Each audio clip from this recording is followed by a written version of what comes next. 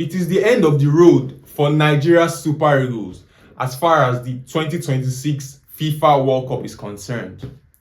After an exit on penalties in the African playoff final against the Democratic Republic of Congo, it is time for the Nigerian Football Federation to reflect on how bad things have gotten for Nigerian football. As for the first time since 1994, our first appearance, the Super Eagles have missed out on back-to-back World Cup tournaments. Welcome to today's video, guys. We have never had it this bad. Of course, you all know what has happened. Nigeria is not going to the World Cup, so there's no need to dwell on that part for now. I will just do my videos the way I usually do. And let me just go straight into it. I want to talk about our overall team play in that game versus Democratic Republic of Congo. And again, like in the Gabon game, I thought we started well. We got an early goal in the first half, and everybody thought, okay, that will set us on our path. But I knew that Democratic Republic of Congo have a better defense. They're not that easy to score against. And I just knew that this game would be tough. If you watch my last video, and I'm not just saying this just because, if you watch my last video, I said that the Democratic Republic of Congo will be a hard team to crack, that Nigeria will find it hard in the opening moment of the game, trying to figure out how Congo were going to set up against us. And yeah, it was difficult. We scored first. It was a deflected strike, by the way. But of course, Congo got back into the game, and you could see that they were quite compact. They knew what they were doing. I think we were more over-reliant on very few aspects of the game. Maybe like Victor Osimhen and just trying to find him and all of that. And then the 4-4-2 again with Lookman and Osimhen. I didn't really think it worked. I don't know. I didn't really think it worked. Lookman in the past few games has just been, to say the least. So we started well, but ultimately Congo grew into the game, and then I think Alex Iwobi gave the ball away in midfield. They took opportunity of that, played the ball to the wings, played the ball into the box. Wilfred Ndidi goofed, but he probably thought he could control the ball, and then the ball ended up in the feet of the Congolese player in the box with him, and then it was 1-1. And from then on, the game sort of was still 50-50. And that was how the first half went. The second half, it was a completely different ball game. As Victor Osimhen went off, it felt like the energy in the team was sucked away from, like, you could feel the energy in the team going out as Victor Osimhen was taking off, because that second half was entirely Democratic Republic of Congo. We were not creating any chances. We were not taking the ball up the field. We were not doing anything in that second half. It was entirely, they held the ball. They knew what to do.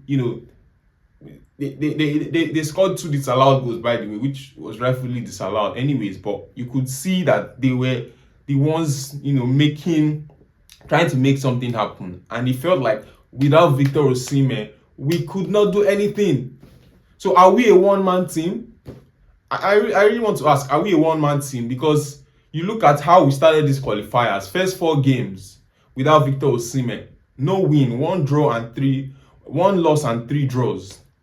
Then the first time we scored 2 goals, it's Victor Osimhen that gives us the 2 goals. And then the last game where we needed to score 4 goals, Victor Osimhen scores a hat-trick. And then the game against Gabon, Victor Osimhen scores 2 goals. I mean, he missed a sitter at the death of 90 minutes, but that's by the way. But are we a one-man team? Does it mean that we can't win games without Victor Osimhen? And how much credit does Eric Chell even get for getting us to this point? Is it down to his tactics, or the fact that we just had Victor Osimhen back, and in the first 4 games where we didn't get maximum 3 points, it was due to the fact that Victor Osimhen didn't play? I don't know. These are the questions I have to ask. Maybe you guys can answer them for me. But I think in that game, like I said, as Victor Osimhen was taking off, it felt like the energy in the team was also taken out. And it was all Congo, and we were just trying to, get it through. And then again, maybe fatigue played a part because we played to extra time, and Congo, while they played just, their game finished just a couple of hours after ours. They concluded their game in 90 minutes. Um, I personally don't feel like that had much to do, because it was not. I don't know. I feel like at this stage, again, I'm just saying this as an observer. Maybe I'm wrong. I just feel like at this stage, and especially because we played before them. I mean, okay, maybe just 2 hours, 2 2 hours difference, 2 to 3 hours difference. We played before them, but I feel like at this stage, the motivation of trying to get to the World Cup after missing out on the first round for a country as big as Nigeria should have seen them through, regardless of how tired they were physically. I know they are tired, but I just thought the dream of the World Cup is should be able to get them over the line. So I don't think, yeah, maybe there's some fatigue, but I just think ultimately it was Congo playing really good football and we being very clueless as soon as Victor Osimhen was taking off. I think that Congo were very, very organized and they knew what to do. They knew what to do. And even Noah Sadiki, the Sunderland player, plays for Congo, by the way, he even said it in the post-match interview that when Victor Osimhen was taking up, it helped them. When you watch Nigeria's games, you know that once Victor Osimhen is on the pitch, there's trouble for the opposition, and when he's not on the pitch, you have a bigger chance. Even the players that were playing that played in that attack in certain points of the second half and extra time, Akko Adams and Tolu Arokodare, they were just not. They were just very different profiles from Victor Osimhen. They cannot press like Victor Osimhen. Tolu Arokodare is a bigger striker, and I think he's slightly taller than Osimhen, if I'm correct. But he cannot give what Victor Osimhen gives. He cannot press like Victor Osimhen does. Maybe physicality they are probably on par, but he just can't give what Victor Osimhen gives. And then, it was even our substitutions, Moses Simon, Chidera Eduke. It just felt like there was no difference when Victor Osimhen was in there was no, what's the word I'm looking for now? There was nothing that made us stand out when Victor Osimhen was taken out. And so I thought our defense suffered a lot. Stanley Wabali made a couple of saves to keep us in the game as well, late in extra time as well. Although he almost goofed the game with giving the ball away, but I'm not even going to tell. There's too many things to talk about. And yeah, you see, when we got to extra time, I felt like it even got worse because we started to probably play for penalties, and knowing that probably because we had Stanley Wabali, who is a good goalkeeper of penalties, by the way. I mean, he eventually ended up saving 2 and we still didn't qualify. So I thought probably at some point in the second in extra time we started playing for penalties, and I did feel like Trustekong should have been brought on late in the game. I think he's still our number 1 penalty taker, so I didn't understand why he didn't play at all, and especially because we made some defensive changes because we were suffering in that game. I'm still surprised why we didn't bring Trustekong on to at least support the defense and in view of penalties, because I assumed that he was going to be our number 1 penalty taker as captain and as our number 1 penalty taker and as one of the best penalty takers on the team. So it was worrying. Guys, water break. I'm quite agitated. Let me refuel.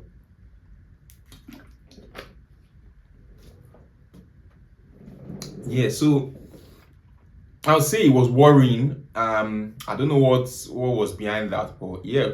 So, we got to the penalties, and I don't want to really dwell on that. Penalty is really a 50-50 game. Stanley Wabali did well, by the way, saved 2 penalties. He did everything he could, but it was not to be at the end of the day. So, yeah, I really just want to go to my next prompt, the worst performance. And honestly, if I look at that pitch, there's only one person that just stands out. Like, obviously, everybody did not have a good game. I can't say anybody had a good game.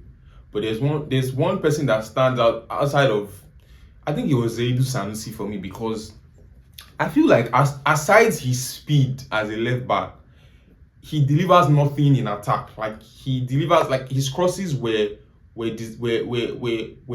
disastrous. He just kept crossing balls to nowhere, like almost as if he was looking for somebody in the stands. Like, this is the goal post, brother. This is where you cross your own ball from left. It was crazy. I thought Zaidu Sanusi delivered absolutely zero in that game for us. Stanley Wabali, everybody had a bad game. So by that, I can't say Stanley Wabali had. In fact, Stanley Wabali had a fairly good game if you look at the context of everybody's performance on the team. Akwa Adams didn't really deliver much. Toluwaro Kodare didn't deliver much. Lukman, there was not really a couple of people are contenders for this worst performance, by the way. With Virgin Didi, obviously that ball I gave away was what got Congo. I mean, it was not an easy ball to handle, but I thought he could have done better. But I think I would still say Zaidu Sanusi for me, because his deliveries in the box were useless, and he probably should have never even gone to help the attack in that game. He should have just probably stayed at the back for 90 minutes.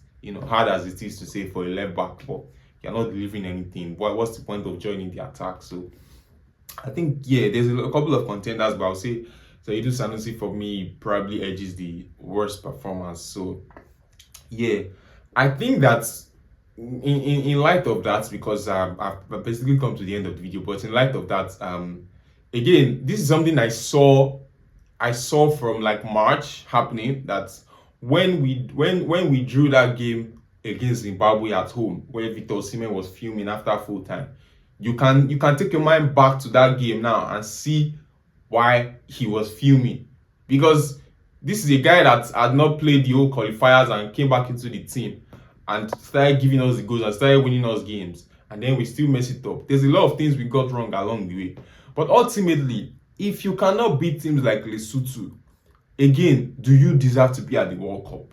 So these are the things we need to be asking ourselves. Like, obviously it hurts, but if you see one of my previous videos, like a couple of months ago, I did say that as a Nigerian football fan, you cannot like being at the World Cup more than the players. You cannot like being at the World Cup more than the coaches, because these are the people who are going to experience it firsthand. So if they don't want it enough, maybe, well, that's just what it is. And of course, there's also the side of blaming the NFF, which we all should do, by the way. Let's not forget, if Nigeria doesn't qualify for 2 consecutive World Cups, there is only one person for me that should take at least 70% of the blame.